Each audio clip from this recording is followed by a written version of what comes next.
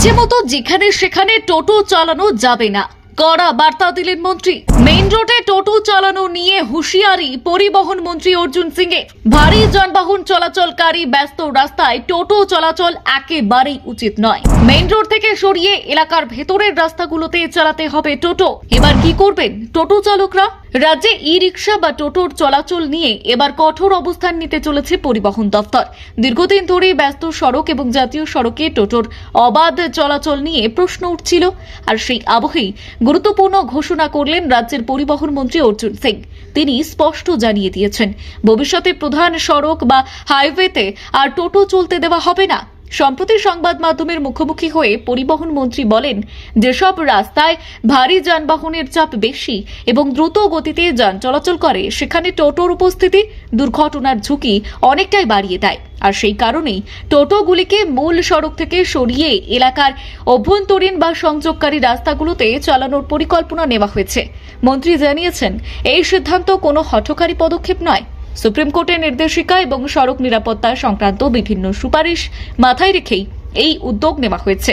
আদালতের নির্দেশ অনুযায়ী ভারী যানবাহন চলাচলকারী ব্যস্ত রাস্তায় ধীর গতির ছোট যানবাহনের চলাচল অনেক ক্ষেত্রেই বিপজ্জনক পরিস্থিতি তৈরি করতে পারে। ফলে যাত্রী এবং চালকদের নিরাপত্তার স্বার্থেই এই পদক্ষেপ জরুরি বলে মনে করছে প্রশাসন। পরিবহন দপ্তর সূত্রে খবর, রাজ্যের বিভিন্ন এলাকায় টোটোর সংখ্যা দ্রুত বৃদ্ধি পেয়েছে। সাধারণ মানুষের যাতায়াতের ক্ষেত্রে টোটো অত্যন্ত জনপ্রিয় হলেও অনেক ক্ষেত্রে জাতীয় সড়ক, রাজ্য সড়ক এবং গুরুত্বপূর্ণ শহরে রাস্তায় টোটোর কারণে যানজট এবং দুর্ঘটনার আশঙ্কা বেড়েছে।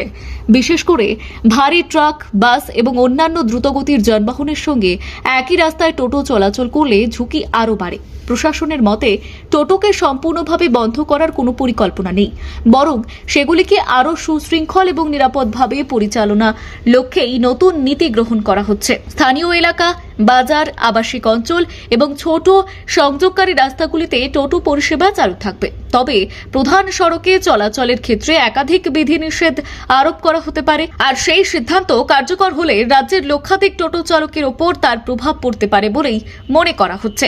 ফলে পরিবহন দফতর কিভাবে এই নীতি বাস্তবায়ন করবে এবং চালকদের জন্য বিকল্প ব্যবস্থা কি থাকবে সেদিকে নজর রয়েছে সংশ্লিষ্ট মহলের।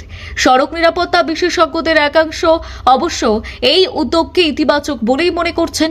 তাদের মতে ব্যস্ত হাইওয়ে এবং প্রধান সড়ক থেকে টোটো সরানো গেলে দুর্ঘটনার সংখ্যা কমবে, যান চলাচল আরও স্বাভাবিক হবে এবং যাত্রীদের নিরাপত্তাও অনেকটাই বৃদ্ধি পাবে। সব মিলিয়ে রাজ্যের পরিবহন ব্যবস্থায় বড় পরিবর্তনের ইঙ্গিত মিলেছে। আগামী দিনে এই সিদ্ধান্ত কতটা কার্যকর হয় এবং সাধারণ মানুষ ও টোটো চালকদের ওপর তার কী প্রভাব পড়ে সেদিকেই নজর থাকবে সকলের।